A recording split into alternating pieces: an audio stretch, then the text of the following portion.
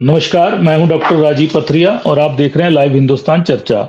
आज हम चर्चा करने जा रहे हैं कि सिरमौर जिले के गिरिपार क्षेत्र के हाटी समुदाय को 56 साल बाद उनकी एक लंबी लड़ाई के बाद केंद्र सरकार ने पिछले कल ही राज्यसभा में बिल पारित कर उनको जनजाति दर्जा दे दिया है। ये लड़ाई बरसों से वो लड़ रहे थे, जबकि उत्तराखंड का साथ लगता क्षेत्र 1967 में ही जौनसर बावर को जनजातीय क्षेत्र का दर्जा मिल चुका था। 1967 में ये पिछड़ गए थे हाटी समुदाय और ये लंबी लड़ाई लड़ रहे थे और इनकी लड़ाई को पिछले साल अमित शाह भाजपा के गृह मंत्री जी ने इनसे वायदा किया था कि आपको हम दर्जा देंगे। उसके लिए भाजपा के जो स्थानीय नेता हैं उनके भी प्रयास रहे और पिछले साल ही कैबिनेट केंद्रीय मंत्रिमंडल की बैठक में 14 सितंबर को इस पे निर्णय पे मोहर लगाई गई, लोकसभा में पारित हुआ, फिर ये पिछले कल राज्यसभा में इस बिल को अंतिम मंजूरी दे दी गई। अब राष्ट्रपति की अनुमति के बाद सब जो 2 लाख के करीब आबादी है हमारी गिरिपार क्षेत्र की हाटी समुदाय की, उसको सबको जनजातीय दर्जा मिल जाएगा और वो इस आरक्षण के पात्र हो जाएंगे। इसी बीच कई तरह की लड़ाइयां भी चली, राजनीतिकरण भी हुआ इस सारे आंदोलन का और कहीं ना कहीं भाजपा के साथ इस चीज को जोड़ के देखा गया और हाटी समुदाय ने भी भाजपा को इनके कुछ नेताओं ने भाजपा को समर्थन की बात कही थी विधानसभा चुनावों से पहले। लेकिन इससे शिलाई, रेणुका, पच्छाद और पांवटा, ये 4 विधानसभा क्षेत्र सिरमौर के हाटी समुदाय की आबादी इनमें है।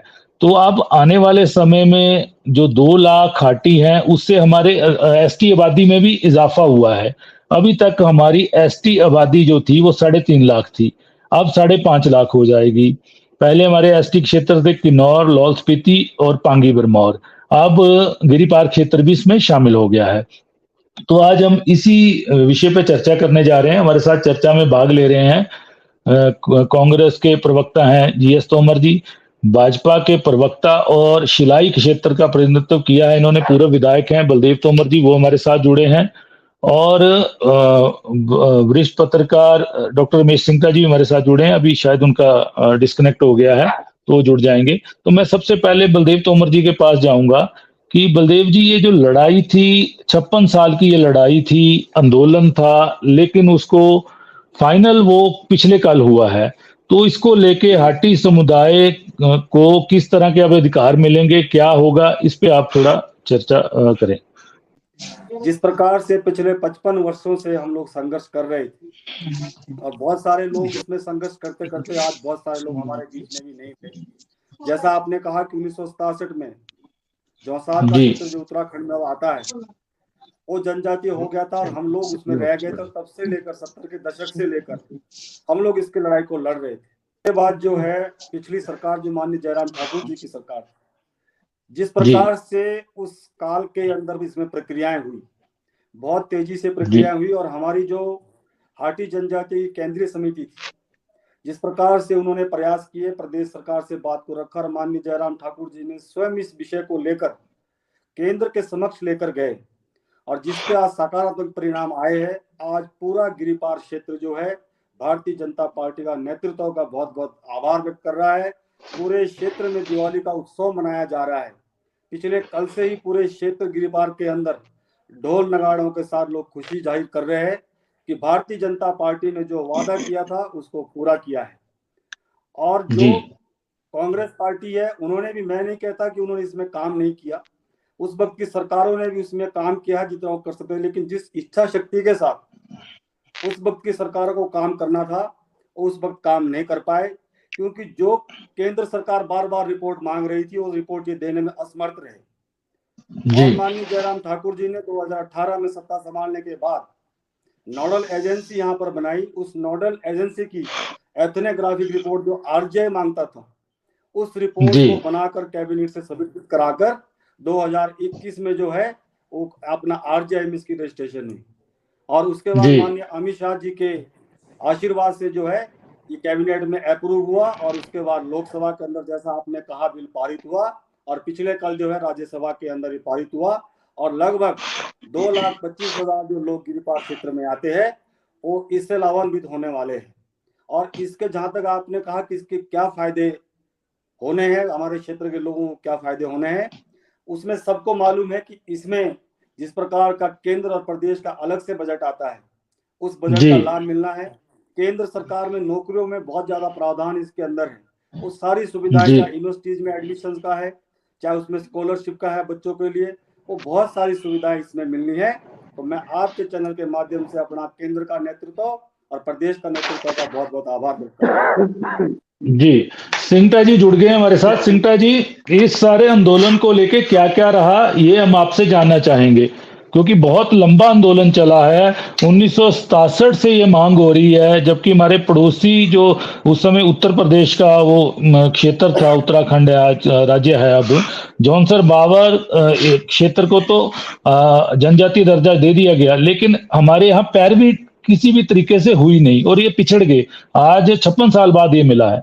जी सिंगटा जी, माइक ऑन कर लीजिए, माइक ऑन कर लीजिए, सिंगटा जी माइक ऑन कर लीजिए। आवाज आ रही है? जी आ रही है, बोलिए। डॉक्टर साहब, बिल्कुल आपने सही कहा। 1967 में तत्कालीन उत्तर प्रदेश का जौनसार बावर हिस्सा हुआ करता था। वो जनजातीय क्षेत्र, क्योंकि सीमा रेखा केवल और केवल टोंस नदी है, उसके उस पार जौनसार बावर है। इस ओर हिमाचल प्रदेश का ये ट्रांसगिरी क्षेत्र है। हमारा एक भाई, हमारा भाईचारा और दाईचारा का जो संबंध है, एक भाई हमारा 1967 में एसटी घोषित हो गया, दूसरा भाई आज 56 सालों के बाद, पिछले कल राज्यसभा में मुहर लगी, राज्यसभा में ये बिल संशोधित विधेयक ये लागू हुआ। लेकिन आपको सबसे बड़ी बात, 1967 से ऐसा नहीं है कि आंदोलन नहीं हुए, आंदोलन हुए। बहुत लोगों ने इसमें अपनी तप किया, तपस्या की, आवाज अपने हितों की उठाई, लेकिन कभी भी राजनीतिक इच्छा शक्ति नहीं रही।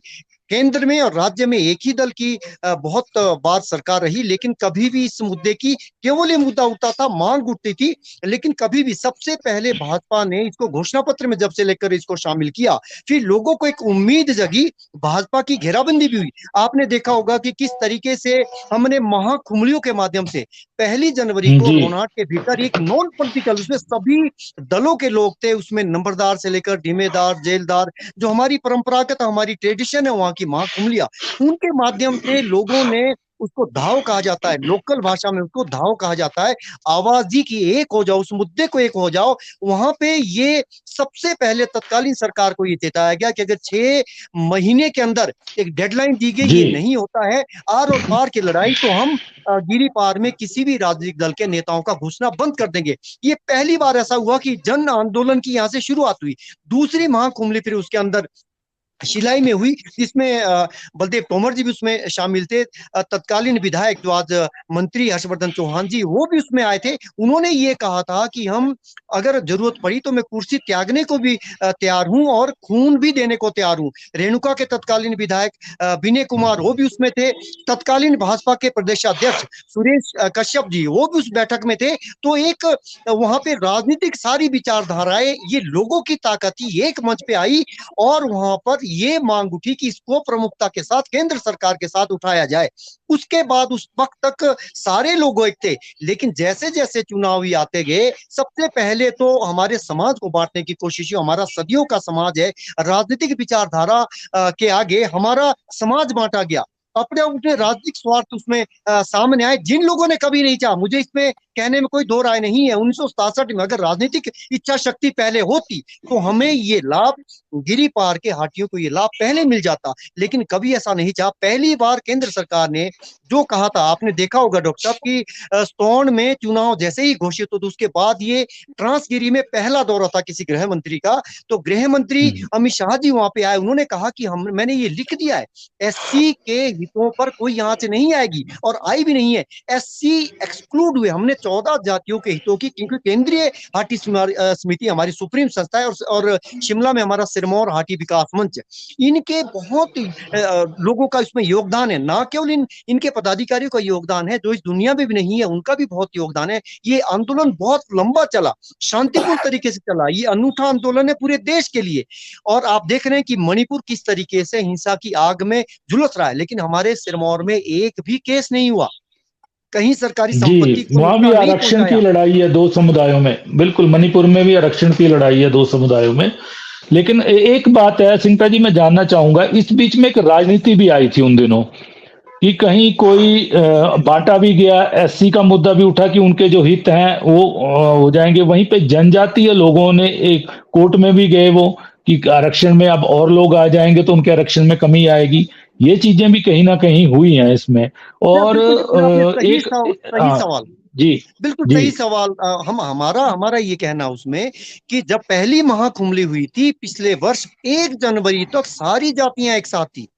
केंद्रीय हाटी जी समिति ने और शिमला विकास मंच ने, हाटी विकास मंच ने 14 जातियों के, ये 14 जातियों का समूह एक हाटी समुदाय, हमने 14 जातियों के हितों की पैरवी की और इसको पहले आंदोलन की पैरवी करने वाले ओबीसी के लोग रहे, उसमें एससी वर्ग के लोग रहे, सब लोग एक थे। लेकिन क्योंकि चुनावी साल था इसलिए अपने नफे और नुकसान देखे गए, इसमें हमारे समाज को बांटने के कुछ लोगों ने प्रयास किए, लेकिन लोग उसमें नहीं आए। जहां तक आपने सवाल पूछा कि कुछ एससी के लोग वो हाईकोर्ट में भी चले गए, यही हमारा कहना था कि आपको संवैधानिक संस्थाओं पे कोई भरोसा नहीं है, सरकार पर भरोसा नहीं है, तो कम से कम कोर्ट में तो भरोसा कीजिए। वही लोग कोर्ट में जाते हैं, वही प्रेस कॉन्फ्रेंस करवाते हैं, वही याचिका करता है।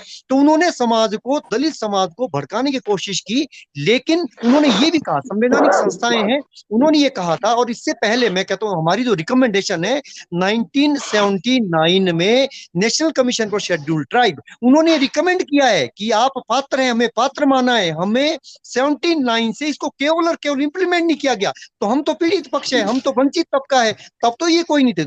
पिछले वर्ष जनवरी तक सब लोग इकट्ठे थे, अगर चुनाव ना आते तो शायद ना बढ़ते। जब इनको लगा कि अब जो है एक तरफा माहौल उस सरकार के पक्ष में जाएगा, उस पार्टी के पक्ष में जाएगा जिस पार्टी ने ये काम किया है, तो जब लोगों ने ये कहा था कि जो सरकार, उसमें कांग्रेस के लोग भी शामिल थे, उन्होंने ये कहा था अगर ये काम होता है तो लोग भी करें, हम भी समर्थन करते हैं। जब लोगों की मांग मान ली, जन आंदोलन की जीत हुई, मैं तो कहता हूं सभी लोगों का इसमें योगदान है। ऐसा नहीं है कि कांग्रेस से जुड़े लोगों का योगदान नहीं है, लेकिन चुनाव आते आते इसको राजनीतिक आधार पर लोगों का और जातीय आधार पर हमारा समाज, जो सदियों का समाज, उसको बांटने की कोशिशें की, वो बहुत दुर्भाग्यपूर्ण था। और उसमें कई लोगों को भड़काया भी गया, रैलियां भी की गई, लेकिन हाटियों ने सब्र रखा। कहीं भी हमने कहा कि हमारा एक भी मामला ऐसा नहीं आया कि जिसमें दंगे फसाद हुए हो, आपस में उलझे हो। सभी हमने सब उनकी मांग भी सुनी। और अभी भी कुछ दिन पहले ही कुछ लोग और कह रहे थे कि जी अब नहीं होगा, किंतु परंतु लगा रहे थे, लेकिन केंद्र सरकार ने पहली सितंबर में, 14 सितंबर में केंद्र सरकार ने बड़ा फैसला लिया था। उसके बाद ये दिसंबर महीने में लोकसभा से पारित हुआ था और पिछले कल ये राज्यसभा से पारित हुआ। इसके बाद अब राष्ट्रपति की औपचारिक मंजूरी मिलनी बाकी है। और हम लोग इससे पहले जब शिमला प्रवास में आई थी महामहिम द्रौपदी मुर्मू जी, उनसे भी मुलाकात की थी, तो उन्होंने ये कहा था कि जैसे ही सदन से होगा मेरे पास आएगा तो हम इस मामले को देख लेंगे। तो हम जी एक जी संवैधानिक प्रक्रियाओं के तहत आगे बढ़े हैं। और सरकार ने, हम आभारी है केंद्र सरकार के, नरेंद्र मोदी जी के, गृह मंत्री जी के, जेपी नड्डा जी के, और पूर्व मुख्यमंत्री जयराम ठाकुर जी के और बलदेव तोमर जी के। इनको हाटियों के मामा के नाम से भी जाना जाता है, जयराम ठाकुर जी को और बलदेव तोमर जी के प्रयास, जो आपके साथ भी अभी हमारे साथ जुड़े हैं। हम ये अपने बारे में खुद नहीं बता पाएंगे, लेकिन इनको हाटी पुत्र की अगर संज्ञा दी गई तो यूं ही नहीं दी गई। इनके प्रयास रहे हैं। जिस तरीके से जौसार बाबर को उस जी वक्त प्रयास घोषित किया गया था, बिल्कुल ये बिल्कुल। हाटियों के लिए, हमारे जो जाहिर है हमारी पीढ़ियों के लिए केंद्र जाहिर है सिंटा जी, केंद्र और राज्य में दोनों जगह भाजपा की सरकार थी। जाहिर है इनके समय में हुआ है तो प्रयास इनके रहे हैं और इनको उसका वो भी मिलेगा, लाभ भी मिलेगा। तो मैं तोमर जी से जानना चाहूंगा कि इतने लंबे समय से तोमर जी ये मामला लंबित था, और जैसा कि सिंटा जी ने कहा कि 1979 में भी एसटी के दर्जे के पात्र बताया गया, लेकिन किसी सरकार ने कुछ नहीं किया।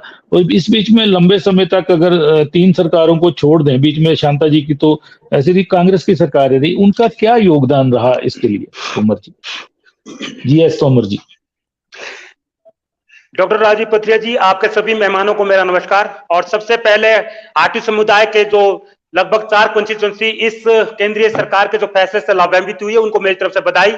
आप सबको भी इसके लिए बहुत बहुत आभार। मैं यहां पर यह कहना चाहता हूं कि जब 1980 में केंद्रीय हाटी समिति बना था, वो एक गैर सरकारी, गैर राजनीतिक मंच था। उसमें कांग्रेस और भाजपा के विचारधारा के सभी लोग उसमें जुड़े हुए थे। मैं सबसे पहले केंद्रीय हाटी समिति के वो लोग जो आज इस दुनिया में है और कुछ लोग जो स्वर्ग में बैठे होंगे, उनको मैं नमस्कार करता हूं, उनका धन्यवाद करता हूं कि उन्होंने हमारी जो आने वाली पीढ़ी है उसके लिए एक मंच तैयार कर दिया, उनका भविष्य जो है सुनहरा कर दिया है।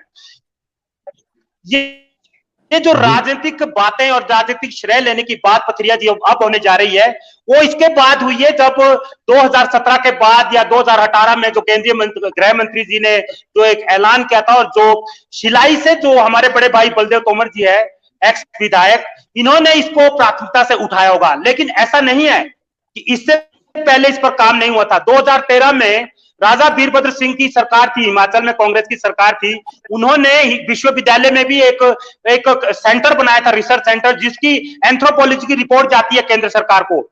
ये नहीं है कि केंद्र सरकार ने, जो पहले यूपीए गवर्नमेंट रही या एनडीए की गवर्नमेंट है, उन्होंने इस पर काम नहीं किया, लेकिन जो इसकी प्रत दर प्रत जो डॉक्यूमेंट चाहिए थे, रिसर्च के डॉक्यूमेंट चाहिए थे, कल्चर को लेकर चाहिए थे, इसका इतिहास किस तरह से है, जौसार बाबर से जो सिरमौर की 4 कॉन्स्टिट्यूएंसियां किस तरह से मेल खाती है, किस तरह से परंपराएं जुड़ती है, किस तरह से हमारे संबंध है, किस तरह से टोपोग्राफी है, ज्योग्राफिकली किस तरह से मैच करते हैं, ये सारा काम जो है विश्वविद्यालय का जो रिसर्च सेंटर था उसका था। उसकी स्थापना राजा वीरभद्र सिंह ने 2013 में की थी। उसके बाद 2017 में उन्होंने इस डॉक्यूमेंट को हर्षवर्धन चौहान, जो शिलाई से विधायक है और उद्योग मंत्री हिमाचल सरकार में वर्तमान में, उन्होंने इसकी पैरवी की थी और इसके सारे डॉक्यूमेंट दिल्ली भेजे थे। ऐसा नहीं है कि 2017 के बाद ये सब कुछ हुआ है, ये 1980 की लड़ाई है, 55 साल से ज्यादा का समय हो चुका है। लेकिन क्योंकि हो सकता है कि बलदेव भाई ने इसको बहुत गंभीरता से लिया हो, क्योंकि शिलाई, राजगढ़, पछात ये कांग्रेस पार्टी के गढ़ माने जाते हैं। वाईएस परमार हिमाचल के जो निर्माता रहे, वो सिरमौर से रहे, इन्हीं कॉन्स्टिट्यूएंसी से उन्होंने इलेक्शन भी लड़ा था। तो हो सकता है इनकी एक सोच ये भी रही हो कि अगर इस कांग्रेस के गढ़ को तोड़ना है तो ये जो सामाजिक मुद्दा है, संवैधानिक मुद्दा है, इसको बनाया जाए तो हो सकता है लोगों की विचार बदल जाए भारतीय जनता पार्टी को लेकर। और हुआ भी कहीं, काफी हद तक बलदेव भाई उसमें सफल भी हुए हैं। जिस तरह से उन्होंने इस बार वोट बैंक खींचा है, लगभग काफी कम मतों से ये हारे हैं, मुझे लगता है इनको फायदा भी हुआ था। लेकिन जिस तरह से ये पूरा इसका राजनीतिकरण कर रहे हैं, चाहे डॉक्टर सिंघा जी बात कर रहे हैं, चाहे बलदेव भाई बात कर रहे हैं, या दूसरे राजनीतिक दल भी बात कर रहे हैं, ऐसा नहीं है कि इसमें सिर्फ भारतीय जनता पार्टी का सहयोग है। इसमें धूमल साहब का एफर्ट भी मैंने सुना है कि धूमल साहब ने भी इसके लिए काम किया था 95 में, जो भी उन्होंने एक प्रयास किया था। फिर वीरभद्र सिंह ने 2013 में भी किया था, 16 में भी किया था। तो मुझे लगता है कि केंद्रीय हाटी समिति के जो लोग इस दुनिया में है और जो इस दुनिया से चले भी गए, उनका कोई राजनीतिक मंच नहीं था। उन्होंने इसको एक गैर राजनीतिक मंच बनाकर जो एक मांग उठाई थी, आज उनके सहयोग, उनके कर्मों से, उनके प्रयासों से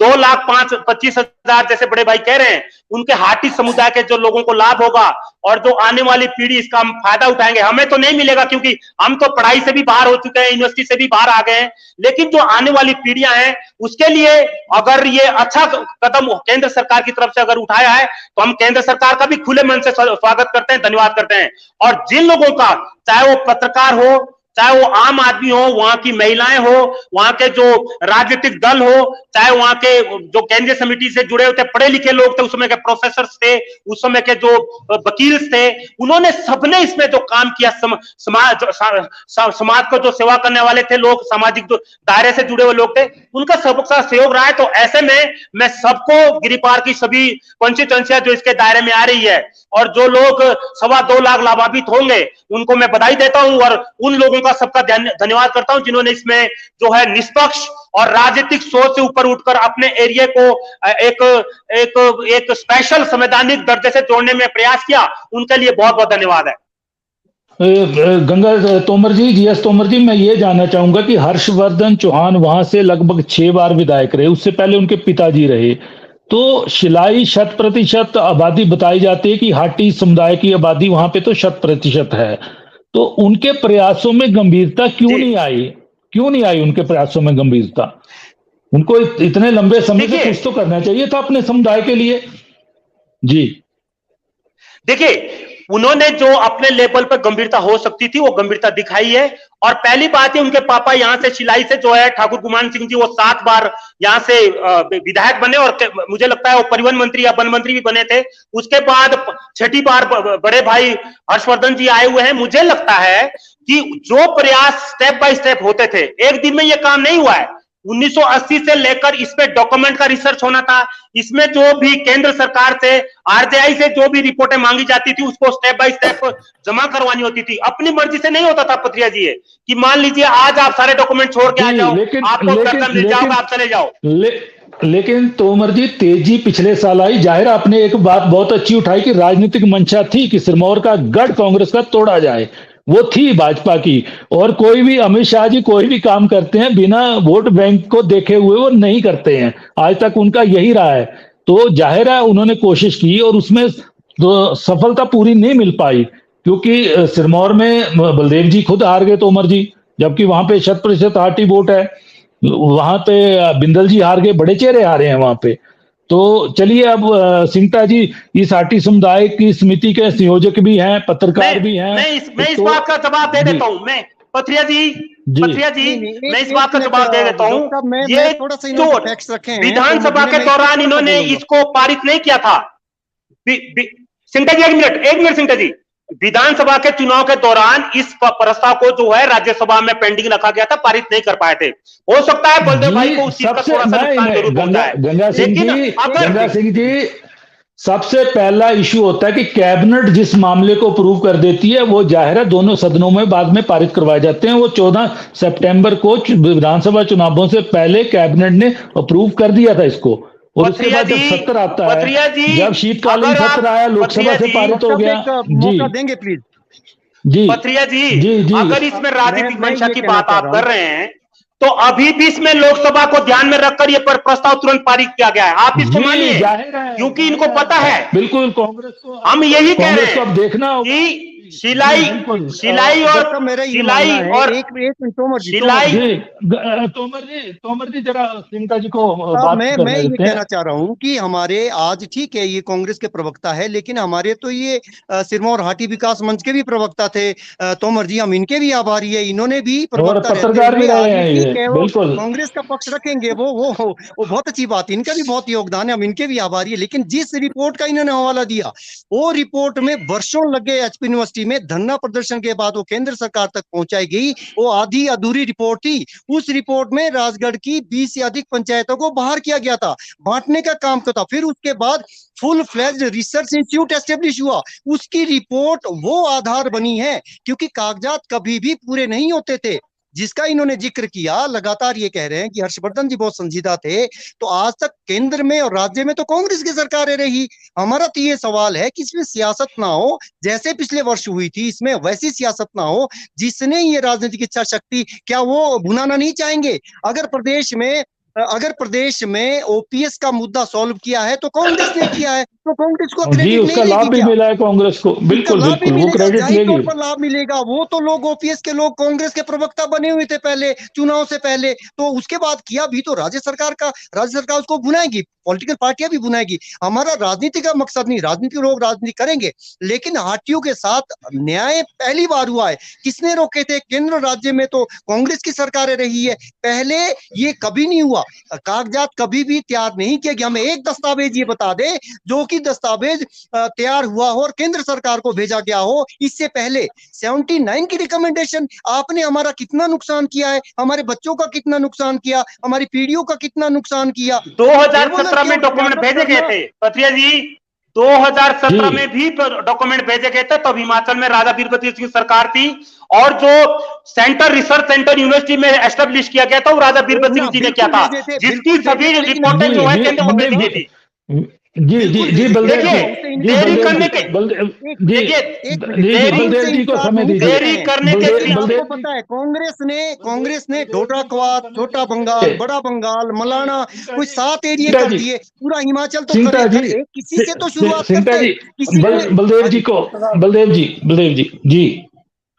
डॉक्टर साहब, जिस प्रकार से तोमर जी ने कहा कि पिछली सरकार ने 17 में भेजा था, उस वक्त मैं 2012-17 तक विधानसभा में मैं विधायक के रूप में था जी, और मैंने और सुरेश कश्यप जी ने, हम दोनों विधायक थे।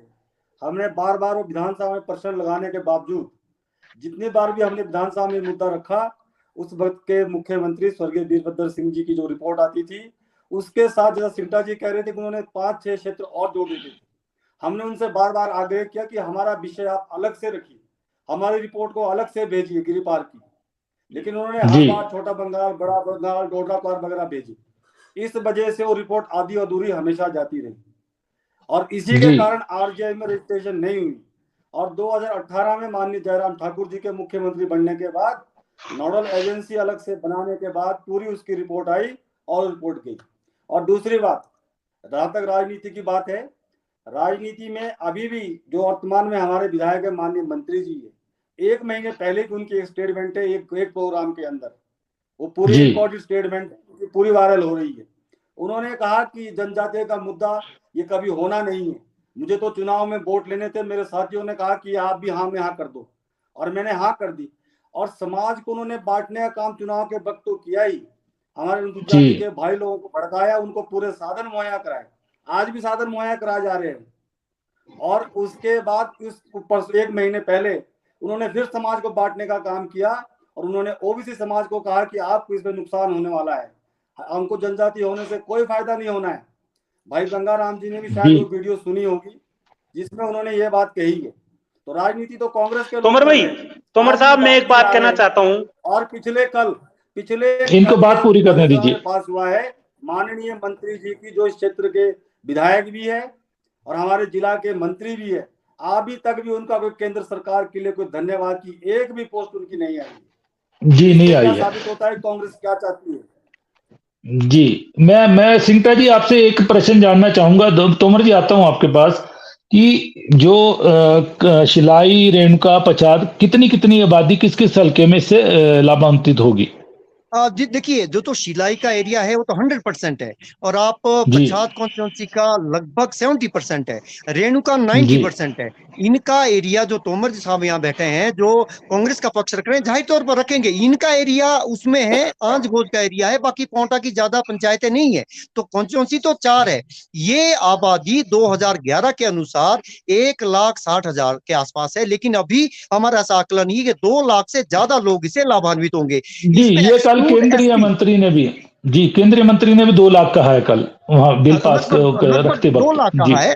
हमारा सिर्फ इनसे भी ये आग्रह है, हमारा कांग्रेस से भी ये आग्रह है कि ये सियासत का समय नहीं है, कम से कम अगर हाटियों के साथ तो खड़े रहो, ठीक है, पॉलिटिकल पार्टियां करती हैं, अपना पक्ष रखती है, लेकिन अगर पहले संजीदा होती, कल आपने देखा होगा राज्यसभा से, ठीक है, मणिपुर के मुद्दे पे इन्होंने वॉकआउट किया कि हाटी के मुद्दे पे तो अंदर रहना चाहिए था इनको, फिर ये क्रेडिट ले रहे नहीं सिंगटा जी, मणिपुर का मुद्दा बहुत बड़ा मुद्दा है, पूरा देश शर्मसार है पूरे विश्व में। सीधी सी बात है, ये बिल रखा गया, बिल तो पारित होना ही था, सीधी सी बात है, मेजोरिटी है भाजपा के पास, एनडीए के पास, ऐसा कुछ नहीं है। नहीं, कांग्रेस ने हमेशा इसमें केवल के लोगों को, समाज को बांटने का, ये तोमर साहब बुरा मानेंगे, इस मुद्दे पे, हाटियों के मुद्दे पे कांग्रेस खड़ी नहीं रही है, इन्होंने बांटने का प्रयास, जो लोग हाटी आंदोलन में खड़े थे वो लोग बाद में सबसे ज्यादा विरोधी बने, जब काम हमारा हो गया तो सरकार के पक्ष में खड़े ना रहे क्या? जी देखिए मैं एक चीज कहना चाहता हूँ जी, एक चीज कहना चाहता हूँ, कांग्रेस पार्टी के राष्ट्रीय अध्यक्ष मल्लिकार्जुन खड़गे जी ने इसका सबसे पहले समर्थन किया था, आपने उनकी बाइट भी सुनी होगी। कांग्रेस पार्टी ने इसका विरोध कभी नहीं किया, ठाकुर हर्षवर्धन चौहान जी ने इसका विरोध नहीं किया। अगर वहां की जो ओबीसी और एससी, अगर वहां का ओबीसी और एससी, सवाल ये है कि हर्षवर्धन जी ने कल से स्वागत भी नहीं किया है, ये बलदेव जी ये सवाल उठा रहे हैं, ये है। खड़गे साहब तो कर रहे हैं पर मंत्री जी नहीं कर रहे। ठाकुर हर्षवर्धन जी ने यह कहा था कि जो ओबीसी की और एससी की जो चिंताएं हैं उसको लेकर भी वो साथ है, क्योंकि ऐसा नहीं होना चाहिए कि एक जो पक्ष है, एक जो समुदाय वो बुरी तरह से दब जाए, एक समुदाय को ज्यादा फायदा मिले, उनका ये बैलेंस था कि आप बताएं, ओबीसी और देखिए ये सियासत नहीं थी, सभी आंदोलन में सभी लोगों की चिंताएं उनकी होगी, हम तो लड़ाई लड़े 14 वर्गों की, उसमें तो ओबीसी भी है, उसमें तो एससी भी है, जी तोमर जी, बात यह है कि ओबीसी का अपना आरक्षण है, वो तो लाभ उनको मिलते रहेंगे, एससी को भी मिलते रहेंगे लाभ, जाहिर है ये बर्दाश्त होने वाला नहीं है। पथरिया जी सभी के, कांग्रेस जो है वो डिक्टेट नहीं करेगी हाटियों को, हाटी समुदाय को डिक्टेट नहीं करेगी कांग्रेस, हमारे समाज को नहीं बनेगी, राजनेता शपथ लेते हैं संविधान की, समाज को बांटने की शपथ नहीं लेते हैं। सिंगटा जी सुनिए, तोमर जी बोलिए। डॉक्टर सिंटा जी, अगर कांग्रेस बांटने का काम करती तो 55 साल जो है शिलाई में राज नहीं करती। 55 साल के लोग उनको वोट नहीं करते शिलाई में। अगर उन्होंने बांटा होता, उनके परिवार ने बांटा होता। बांटने की बात कोई नहीं थी। जो समुदाय चिंतित थे उनकी बात रख रहे थे। दूसरी बात, अगर उनका व्यक्तित्व, उनकी बात को लेकर चले, आप लोगों ने इसको एक भाजपा का रंग देने की कोशिश की है, जिसके चलते कई जो सोच के लोग थे वो लोग चुप हो गए। और हमने कहा कि ठीक है, आपकी केंद्र में भी सरकार है, हिमाचल में भी आपकी सरकार है, आप काम कीजिए। जयराम ठाकुर जी का हम धन्यवाद करते हैं, उन्होंने इस पे काफी इंटरेस्ट लिया। और बलदेव तोमर जी के साथ दीजिए, आप ही बता दीजिए किसको क्रेडिट देते हैं? हम केंद्रीय समिति को क्रेडिट देते हैं, केंद्रीय हाटी समिति को, जिन्होंने 1980 में इसकी फाउंडेशन रखी थी। आप और तब हम पैदा नहीं हुए थे। तो हम चर्चा कर रहे थे, हाटी समुदाय लगभग 56 साल की लड़ाई के बाद, आंदोलन के बाद जनजातीय दर्जा लेने में कामयाब हुआ है। जाहिर है कि पिछली बार राज्य में भी भाजपा की सरकार थी, केंद्र में भी भाजपा की सरकार थी। अमित शाह जी ने कहीं ना कहीं सिरमौर डिस्ट्रिक्ट के इन 4 विधानसभा क्षेत्रों में हाटी समुदाय का इम्पैक्ट देखा, उन्होंने वायदा किया और वायदा निभा दिया गया। अब लोकसभा चुनावों में इसका असर देखने को मिल सकता है, लेकिन इस पे राजनीति शुरू हुई है और आगे भी रहेगी, उसको रोका नहीं जा सकता। लेकिन हाटी समुदाय की अगली पीढ़ी के लिए सुखद है कि उनको आरक्षण मिलेंगे। वही जो क्षेत्र है वो उसको अलग से बजट भी मिलेंगे, एसटी बजट भी आएगा, विकास कार्यों में भी तेजी आएगी। तो आज हम इसी पे चर्चा कर रहे थे, आप सबने चर्चा में भाग लिया, मैं सबका धन्यवाद करता हूं।